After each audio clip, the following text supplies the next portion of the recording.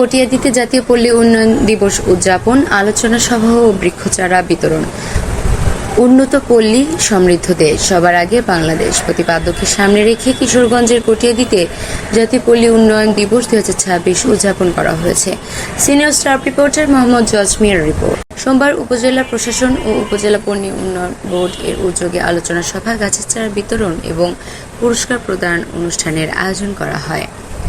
উপজেলা নির্বাহী কর্মকর্তা শামীমা আফরোজ মার্লিজের সভাপতিত্বে এবং উপজেলা পল্লী উন্নয়ন কর্মকর্তা আজিজুল হকের সঞ্চালনায় প্রধান অতিথি হিসেবে উপস্থিত ছিলেন কিশোরগঞ্জ 2 আসনের সংসদ সদস্য অ্যাডভোকেট জালাল উদ্দিন।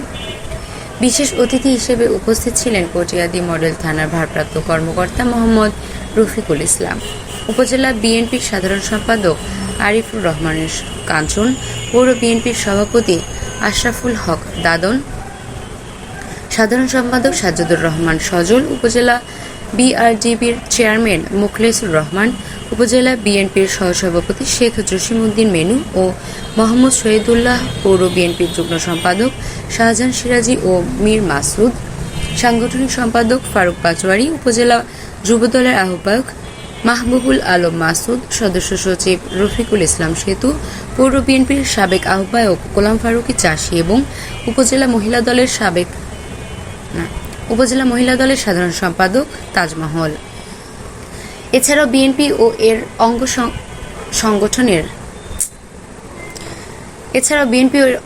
সংগঠনের নেতাকর্মী, বিভিন্ন সরকারি দপ্তরের কর্মকর্তা, জনপ্রতিনিধি এবং বিভিন্ন শ্রেণী পেশার মানুষ অংশগ্রহণ করেন। আলোচনা সভা শেষে অতিথিরা বিভিন্ন প্রজাতির গাছের চারা বিতরণ করেন এবং বিভিন্ন প্রতিযোগিতা বিজয়ীদের মাঝে পুরস্কার তুলে দেন। অনুষ্ঠানে পল্লী উন্নয়ন, পরিবেশ সংরক্ষণ এবং টেকসই গ্রামীণ উন্নয়নের সম্মিলিত উদ্যোগের উপর গুরুত্ব আরোপ করা হয়। সংশ্লিষ্ট রাস্তাঘাট, মসজিদ, কালভার্ট, মাদ্রাসা, মন্দির বিভিন্ন দৃষ্টি থাকে, কারণ এই যে প্রত্যন্ত গরিব মানুষ, তাদেরকে যেন আপনারা সঠিকভাবে এই লোন দিয়ে এবং তাদের কর্মসংস্থান থেকে শুরু করে তাদের সংসারটা যেন সমৃদ্ধির জন্য সহায়তা করতে পারেন। এবং আপনারা যারা গ্রাহক আছেন, অনেকে লোন নিয়ে কিন্তু আপনারা সময় মতো কিস্তি দেন না, যার কারণে অনেক মামলা মোকদ্দমা হয়, আমাদের পেরেশানি তখন। এবং পল্লী উন্নয়ন সমবায় সমিতির সদস্যবৃন্দ, এটার যৌবন ছিল বিএনপির আমলে। জিয়াউর রহমান সাহেব এই পল্লী উন্নয়ন নামে একটা কর্মসূচি দিয়া এদেশের গ্রামের কৃষককে, যুবকদেরকে প্রশিক্ষণ দিয়া, তাদেরকে ঋণ দিয়া, তাদের কর্মের সহযোগিতা করার জন্য এই প্রতিষ্ঠান চালু করেছিলেন। আমরা যৌবন দেখেছি, আমাদের কাঞ্চনও বলেছে এই কথা, যৌবন দেখেছি যে বিআরডিবি মানে একটা বিশাল ব্যাপার। তাদের হাজার হাজার কর্মী ছিল, সদস্য ছিল। তারা যখন নির্বাচন হতো তখন পুরা এলাকার মধ্যে এটা একটা আমেজ করতো যে বিআরডিবির চেয়ারম্যান নির্বাচন হবে।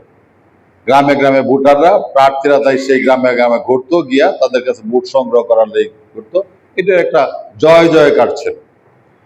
দীর্ঘদিনে সরকারের অবহেলায় এবং যারা ঋণ গ্রহীতা তারা সময় মতো ঋণ পরিশোধ করতে না করায় এটা তাদের নিজস্ব সম্পত্তি মনে করে এটাকে ব্যবহার করাতে, এইটা এখন আর সেই